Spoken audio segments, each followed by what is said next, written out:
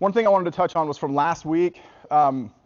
We had talked about the mirrored stance partner and how we were talking about inside and outside position. So we were here, he had the over and I had the under. Remember, we were talking about being able to clear this grip. We were hitting on the wrist here and we were pushing and taking the inside.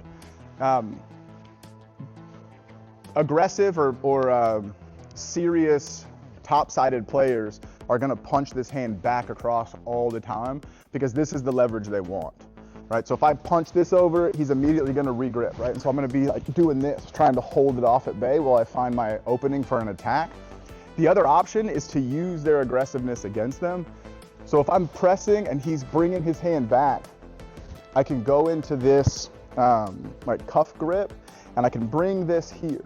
So now I'm starting to put tension into the chest and I'm tensioning on the arm. As soon as we start doing this, most people try to bring their arm back because they don't want this to be extended, so they'll start to bend their arm.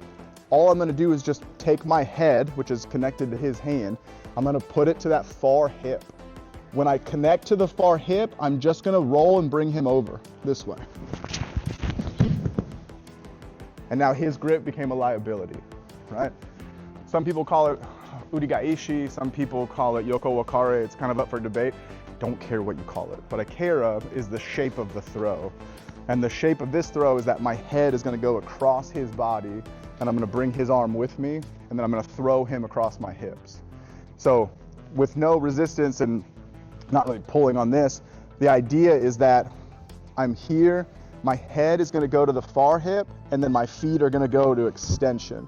So actually, so it's here, my head's here, and then I fall underneath and I roll all the way through, right? So if we get stuck in this position and we're just battling here, we can't do anything, can't clear. Every time I can't get rid of this grip, okay? Pull here, head to the far hip, and then I dive underneath. And I let his weight bring me up, right? Questions on that?